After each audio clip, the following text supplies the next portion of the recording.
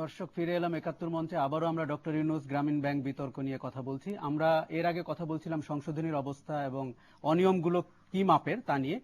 এখন কথা বলতে চাই গ্রামীণ ব্যাংক সাম্রাজ্য, যেটি গ্রামীণ ব্যাংক, গ্রামীণ ফোন বা গ্রামীণ কল্যাণ, আমরা এরকম প্রায় ৫৪টি প্রতিষ্ঠানের কথা জানি।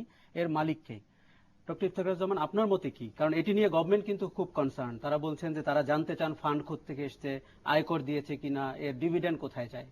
না, আমি যতটুকু জানি, আমি ঠিক মানে এই মেকানিজমটা গ্রামীণ ব্যাংক যেভাবে দাঁড়িয়েছে ৫৪টি প্রতিষ্ঠান, আমি ঠিক গভীরে জানি না। তবে আমার যতটুকু নলেজ, জেনারেল নলেজ, আমি সেটা থেকে বুঝতে পারি যে প্রতিটি যে ৫৪টি প্রতিষ্ঠান এমনভাবে তৈরি করা হয়েছে একটা ইন্ডিপেন্ডেন্ট অর্গানাইজেশন হিসেবে, তবে প্রত্যেকটারই গ্রামীণের সাথে লিঙ্ক আছে। জি। এবং সম্ভবত প্রতিটা অর্গানাইজেশনেরই মানে যে ৫৪টি প্রতিষ্ঠান, প্রত্যেকটারই একটা শীর্ষস্থানীয় অবস্থানে অধ্যাপক ইউনূস আছে। এটি হচ্ছে আপনার ধারণা। আফসার চৌধুরী, আপনার কি ধারণা এই প্রতিষ্ঠানগুলো যেটিকে বলা হচ্ছে কখনো ইন্ডিপেন্ডেন্ট, কখনো সহযোগী, কিভাবে বলা হচ্ছে আমার it doesn't matter, they obviously link. এটা সবাই নিশ্চয়ই গ্রামীণ ব্যাংকের সঙ্গে জড়িত, বিভিন্নভাবে বিভিন্ন ভূমিকা পালন করছে। আপনি যদি বিদেশি বড় কর্পোরেশনের হিসেব দেখেন, তাহলে আমি দেখছিলাম তাদের তো শত শত প্রতিষ্ঠান থাকে, অনেক ক্যাটাগরি, সাবসিডিয়ারি প্রতিষ্ঠান, ফিলান্থ্রপিক প্রতিষ্ঠান, বহু কিছু থাকে। এইটা নতুন কোনো প্র্যাকটিস না। বিষয় যেটা হচ্ছে সেটা কিন্তু এগুলো কোনো অসৎ কাজ করছে কিনা, এদের ভূমিকাটা কি, এরা কি বেআইনিভাবে হয়েছে কিনা, দামি কর্পোরেশন অথবা তারা দেশের আইন কানুন মেনে চলছে কিনা। এবং আমার মনে হয় বাংলাদেশ সরকার সহ প্রতিটি ব্যক্তি কোনো না কোনো আইন ভঙ্গ করে। তো কোনো রকম যে আইন ভঙ্গ যখন করে, তখন বাংলাদেশ সবারই উচিত সে আইনটা মেনে নেওয়া। এইটাকে এত শত্রুতামূলক বিষয় না করে যদি সরকারের এটা পজিটিভ আউটলুক হয়, তাহলে তারা বলবে ওকে এই জিনিসটা ঘটছে, এই জিনিসটাকে আমাদের সামলানোর দরকার। আমার তো মনে হয় সবার আগে তো সরকারের নিজেকে সামলানোর দরকার। এত বড় একটা সেতুর টাকা যদি বন্ধ হয়ে যায় চুরির অভিযোগ, যে ভবিষ্যতে এরা চুরি করবে বলে ষড়যন্ত্র করতে, তাহলে তো আমাদের এর চেয়ে বড় চুরির অভিযোগ তো আমাদের বিরুদ্ধে হয়নি। তাহলে সেইগুলো তো আমরা সামলাতে পারি। সেগুলো না ভেঙে একটা প্রতিষ্ঠান যেখানে আমরা কত চেষ্টা করা হয়েছে, আমি জানি না যে ওই লোকটা চুরি করেনি নিজে, কিন্তু তার প্রতিষ্ঠান এটা করেছে, এটা আয় করেছে, এটা করেছে, সেটার পিছনে দৌড়াচ্ছি, আমার মনে হয় না এটা ফলটা খুব একটা পজিটিভ হবে। ছায়ার সঙ্গে লড়াই করার মতো চলছে। কিন্তু এই মালিকানা কিন্তু জনগণের কাছেও প্রশ্ন রয়েছে যে এই সাম্রাজ্যের মালিকানা। আমি যেটা মনে করি, এবং আমি একটু সরকারের উচ্চ পর্যায়ের ব্যক্তিদের সাথে বিষয়ে কথা বলেছিলাম 1-to-1 আমি আমার সাজেশন সবসময় ছিল যদি করতেই হয় তদন্ত, একটা সিটিজেন্স কমিটি খুব স্বনামধন্য ব্যক্তিদের দিয়ে, যারা কোনো পার্টির সাথে অ্যাফিলিয়েটেড। তার মানে সরকার এখন যেভাবে করছে সেভাবে তো মোটেই না, ওই ধরনের ছোটখাটো ব্যক্তিত্ব দিয়ে হবে না এসব। যারা ফোন কলের মাধ্যমে তাদের রিকমেন্ডেশন চেঞ্জ করে দিতে পারি, তাদেরকে কিভাবে আমরা বিশ্বাস করতে পারি জাতি হিসাবে? অবশ্যই না। আমরা জাতি হিসাবে তাদেরকে বিশ্বাস করতে পারি, এবং তারা আছে এই দেশে এবং বর্তমানেও আছে।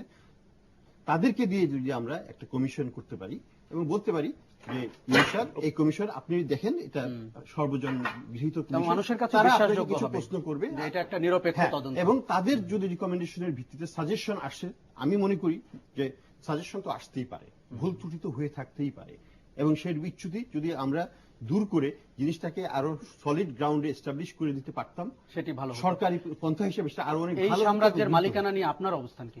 এই যে কমিশনটা করা হয়েছে, এই কমিশনের ইনভলভ ব্যক্তিগুলি সম্পর্কে কি প্রশ্ন আমাদের কেউ তুলেছে? কেউ কিন্তু কোনো প্রশ্ন তোলে নাই, তাদের ব্যক্তিত্ব নিয়ে কোনো প্রশ্ন নাই।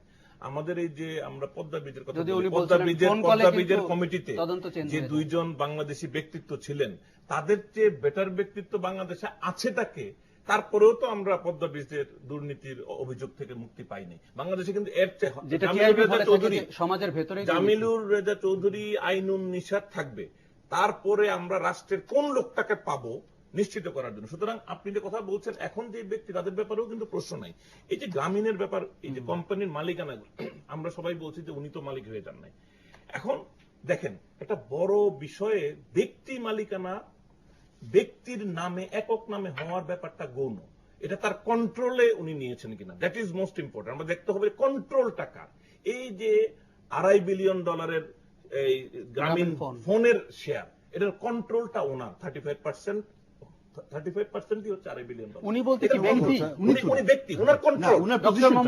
আমি আবারও বলছি, ওনার কন্ট্রোল। এইটার স্ট্রাকচারটা এমন ভাবে করা ক্রিসক্রস, 5 জন ব্যক্তি ঘুরে ফিরে সবগুলি director. You have to understand, এটা এর বাইরে না কিন্তু। এবং উনি সবগুলির আইদার চেয়ারম্যান অথবা ম্যানেজিং ডিরেক্টর, কয়েকটাতে ম্যানেজিং ডিরেক্টর আছেন। এই ঘুরে ফিরে একই ব্যক্তি, সো এটা কন্ট্রোল। কিন্তু আমাদের কন্ট্রোলেও আপত্তি নাই। আমরা what we want to find out, যে উনি যখন এমডি হিসেবে full time employee, government employee, it is a government প্রতিষ্ঠান, এটা it is like Bangladesh bank. Bangladesh bank যেরকম একটা স্ট্যাটুটরি বডি, এটাও একটা স্ট্যাটুটরি বডি।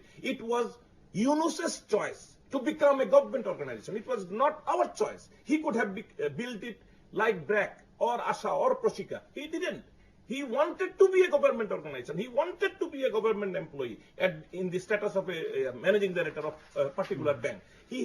এখন উনি এবং ওনার যে ইয়েটা আমরা যেটাকে বলি অর্ডিন্যান্স আছে, গভর্নমেন্ট টাইম টু টাইম আইন সংশোধন করে নানান কিছু করতে পারবে। এই ordinance was drafted by him. এই অর্ডিন্যান্স, এই ধারাটা আছে। এখন আমরা সরকার করতে গেলেই আমরা ইন্টেন্ট খুঁজি, এবং আমি একমত যে গভর্নমেন্টের একটা পলিটিক্যাল ইন্টেন্ট বা ব্যক্তিগত রাগ অভিলাষ থাকতে রয়েছে, সেই ক্ষেত্রে আমি ওনার সাথে একমত। উনি যেটাকে বলছেন যে সিটিজেন্স কমিটি হতে পারে, আমি মনে করি সিটিজেন্স কমিটি একটা কাজ করতে পারে, একটা জার্নালিস্ট কমিটিও কাজ করতে পারে, প্রফেশনাল ইনভেস্টিগেশন করবে, কোন ব্যক্তি বিদ্বেষী কিছু না। যদি এইটা ইউনুস সাহেব অ্যালাউ করেন, তখন কিন্তু এই প্রশ্ন যে জায়গাটিতে আমরা ছিলাম, মালিকানা নিয়ে কি আপনার স্বচ্ছ ধারণা রয়েছে?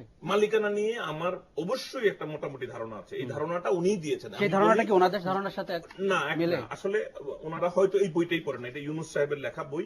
উনি বলেছেন Grameen network, Grameen bank does not own any share of the following companies of the Grameen network. He now calls it a Grameen network. এগুলি হলো ক্যামোফ্লেজ। এটা হয় নাকি? আমি গ্রামীণ ব্যাংকের ফুল টাইম এমপ্লয়ি, আমি গ্রামীণের অফিস ব্যবহার করব, স্টাফ ব্যবহার করব, রিসোর্স ব্যবহার করব, গুডউইল ব্যবহার করব, এবং গ্রামীণ নামটাও ব্যবহার করব, করে তারপরে বলবো এটা ইন্ডিপেন্ডেন্ট, গ্রামীণ কোনো কিছু ওন করে না। whereas he was doing everything while he was a full time employee. এটি যদি গ্রামীণ নেটওয়ার্ক হয়, সেক্ষেত্রে আপনার অভিমত কি? এই যে গ্রামীণ ফোনের শেয়ার, যেটি নাইমুল ইসলাম খান বলছিলেন প্রায় $2 বিলিয়ন, তাহলে তো গরিব দরিদ্র মানুষগুলো এই $2 বিলিয়ন মালিক। লিগ্যাল সিচুয়েশনটা কি? I am not familiar with এই পদ্ধতি। এটা যদি মালিকানা ওইভাবেই হয় যে গ্রামীণ ব্যাংকের মালিক হচ্ছে যারা, এবং তারা হয় লিগালি, অফ কোর্স ওইটা নাই মালিকানা, সেটা কথা। So that should be no পয়েন্টটা হলো জি লেট ইট, এটা তাহলে সেই ব্যবস্থাটা করা হোক। This has nothing to do with the situation as it is existing now. হয়তো বর্তমানে এই ধারণাটি স্বচ্ছ না, যে এর মালিকানার স্ট্রাকচার ঠিক আছে। অবশ্যই এটি কিন্তু একটা নাগরিক প্রশ্নই হতে পারে। বাই অল মিনস এটা যেভাবে বললেন, আমি I think I will agree with him. খালি একটা ডিফারেন্স, সেটা কিন্তু জলের মতো পরিষ্কার, সেটা হচ্ছে যে the whole structure is non profit structure. এটা কিন্তু কর্পোরেট হাউসের মতো বিজনেসটা নিয়ে সে কিন্তু, আমি বলি যে ডিভিডেন্ড কেউ নিচ্ছে না। নন প্রফিট বলতে কিন্তু আমি বলছি না যে প্রফিট করছে না, প্রফিট করছে। এইটা ডিভিডেন্ডটা কেউ নিচ্ছে না বা ডাইরেক্টররা কেউ নিচ্ছে না। এটা কিন্তু অর্গানাইজেশনের difference, but this is not true. না, আপনি সরাসরি বলুন, আপনি কি মনে করেন এই লভ্যাংশ কেউ নিচ্ছে? না, এটা ধারণা না। I know that only one company was registered as a not-for-profit company. Not-for-profit company is also making profit, but the owner or the shareholder doesn't take dividend. বাকিদের ক্ষেত্রে ওনারা ইন্ডিভিজুয়ালি বাই চয়েস নেয় না, বাট প্রত্যেকটা company has been registered as a profit making company. Make any difference. যে কোনো জায়গায় যেই বাংলাদেশে যে মডেলটা ডেভেলপ করেছে নন প্রফিটের, সেই মডেলটা হচ্ছে more and more about self funding. পশ্চিমে যেটা হয় খয়রাতের উপর চলে, বাংলাদেশ সারা পৃথিবীতে এটা একটা বড় উদাহরণ যে বাংলাদেশের নন প্রফিট যারা কাজ করে তারা নিজেরাই নিজেদের টাকা আয় করে নিজেদেরকে চালাচ্ছে। তাহলে আপনি পশ্চিমে গেলে দেখতে পাবেন ওই যে রাস্তায় ছেলেরা, আমার মেয়েও এরকম করতো, রাস্তায় দাঁড়িয়ে দাঁড়িয়ে ভিক্ষা চাইতো।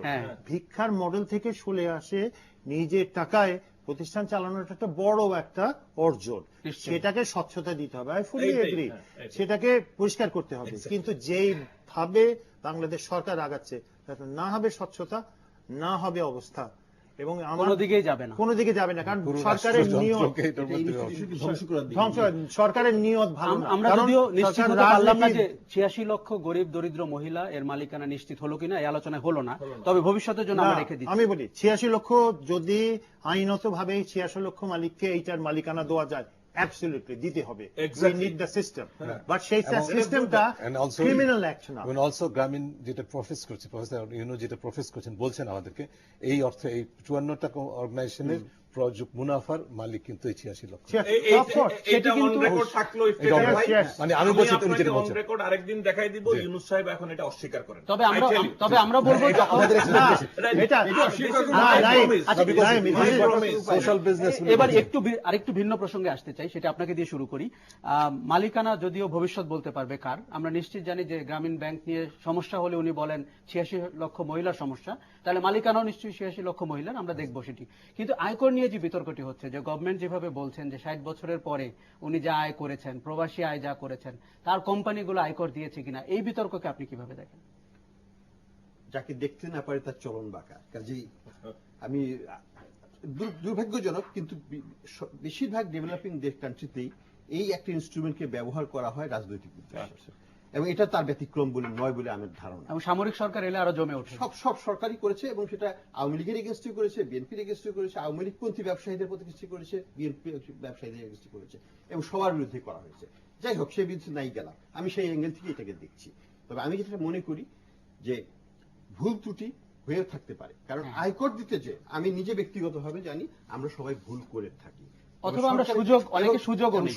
আমি সরকারকে বলবো জেনে শুনে যে যদি ভুল ত্রুটি পাওয়াও যায়, যেটা উদ্দেশ্য হবে এটাকে বেনেভোলেন্টলি দেখা, যে ঠিক আছে ভুল হয়েছে, এটা এইভাবে দিয়ে দাও, শোধ হয়ে যাবে। কিন্তু এটা কি মন্ত্রিসভায় আলোচনা হওয়ার মতো বিষয়, যে ওনার আয়কর কত? দ্বিতীয় যেটা জিনিস, আরেকটা জিনিস আমি বলবো, আয়কর ফাঁকি দিয়ে যদি আইনগতভাবে ব্যক্তি স্বার্থের কোনো উন্নতি ঘটে থাকে, সেটাকে আমি অবশ্যই কঠিন দৃষ্টিতে। আরেকটা ফান্ডামেন্টাল কোয়েশ্চেন এখানে আছে যে এতদিন পর আয়করের বিষয়টা কেন আসলো, মানে প্রায় এক দশক পরে। এতগুলো এখানে যেমন আমি জানি একটা জিনিস, এটা সরকার কিছুতেই এটা বিক্রি করতে পারবে না যে তারা সৎ উদ্দেশ্যে এটা করছে। বিক্রি করতে ইউনূস পারছে না। না, ইউনূস সাহেব অসৎ হতে পারে।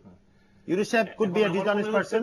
সরকারের অসততার বেনিফিট পাবে ডক্টর ইউনূস, যদি উনি অন্যায়ও করে থাকে, তবে আমার সে মতে দেখা যাবে না। না, কিন্তু সরকার যদি প্রমাণ করতে পারে, ইমেজ খারাপ হওয়ার কারণে উনি বেঁচে যাবেন। না, সেটা কিন্তু আমরা কখনো বলবো না যে মানে একটা অন্যায় আরেকটা অন্যায়কে জাস্টিফাই করবে, নেভার, এটা আমরা কখনো বলবো না। তাহলে ইফতেখার ভাই রক্ষা করলেন। কিন্তু আচ্ছা, চৌধুরী, একদম শেষ প্রশ্ন, যে আমরা একটু বিরতিতে যাব। সরকারের হয়তো অনেক সমস্যা রয়েছে, সরকারের মধ্যে অনিয়ম দুর্নীতি সবই রয়েছে, তাই বলে একটি বড় প্রতিষ্ঠান যেটি এত আলোচিত নন্দিত, তাতে যদি অনিয়ম খুঁজে পায়, আপনি কি সরকারের অন্য উদ্দেশ্য দেখবেন? না, আমি বলবো যে প্রক্রিয়ায় গত কয়েক বছর ধরে ইউনূস সাহেবের বিরুদ্ধে এটা শুরু হয়েছে, এটা থেকে সরকার যাই করুক না কেন, সরকারের ইমেজটা তৈরি হয়ে গেছে, সরকার এই প্রতিষ্ঠানের বিপক্ষে চলে গেছে। এবং একবার পারসেপশন হয়ে গেলে, আমরা পারসেপশন নিয়ে কাজ করি, যেহেতু আমি সোশ্যাল সাইকোলজি পড়াই, সো মানুষ যেটা ভেবে নেয় ওটাই সত্য হয়ে যায়। It is not enough to be honest, you have to have the appearance of honesty. It is very fundamental. এই সরকার ওই জিনিসটাকে হারিয়েছে। দর্শক, আমরা একটি বিরতিতে যাচ্ছি ৭১ মঞ্চে। আমরা বিরতির পর ফিরে এসে ক্ষুদ্র ঋণের পারসেপশন এবং রিয়ালিটি কি, সেটি নিয়ে আলোচনা করার আশা রাখি।